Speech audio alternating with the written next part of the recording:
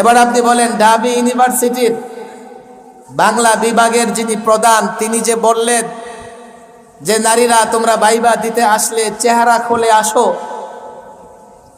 এর মানে কি চেহারা দেখে দেখে নারীকে চিহ্নিত করবেন? তার জন্য কোনো নারীর দিকে এইভাবে তাকানো জায়েজ আছে? খেয়াল করে শুনবেন। বলবে যে যদি নেকাবের ভেতরে থাকে তাহলে তো বোঝা যাবে না, তাকে চিহ্নিত করা যাবে না। আচ্ছা, চিহ্নিত করতে যাও, সেখানে নারী রাখো, নারী শিক্ষিকা রাখো।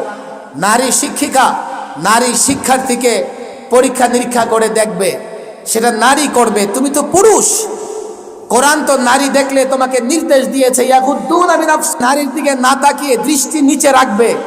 তো তোমার কোরআন নির্দেশ দিচ্ছে, ভালো করে বুঝবেন, কোরআন নির্দেশ দিচ্ছে তুমি নারী দেখলে দৃষ্টি নিচে রাখো। আর তুমি নারীকে দেখার জন্য, পরীক্ষা করার জন্য নারীকে চেহারা খুলে হল রুমে, পরীক্ষার রুমে বাইবাতে আসতে বলছো, এর মানে সম্পূর্ণভাবে তুমি কোরআনে কারিমের বিরোধিতা করছো। নারীকে কোথাও কোথাও চেহারা খোলার অনুমতি আছে, প্রয়োজনে কোথাও কোথাও খোলার অনুমতি আছে, এখানে কেন খুলতে চাও? নারীকে চিহ্নিত করবার জন্য, নারী শিক্ষার্থীকে পরীক্ষা নিরীক্ষা করবার জন্য তুমি নারী শিক্ষিকা কেন রাখছো না? তাহলে বোঝা গেল আসলে তার লক্ষ্য পরীক্ষা নিরীক্ষা না।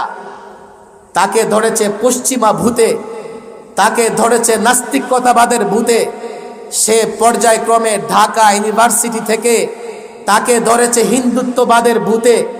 আমরা মিডিয়ায় দেখেছি, আমাদের পার্শ্ববর্তী দেশ ভারতে নানা জায়গায় হিজাব আর নেকাব পড়ে গেলে মুসলিম শিক্ষার্থীরা লাঞ্ছনা বঞ্চনা নির্যাতনের শিকার হয়।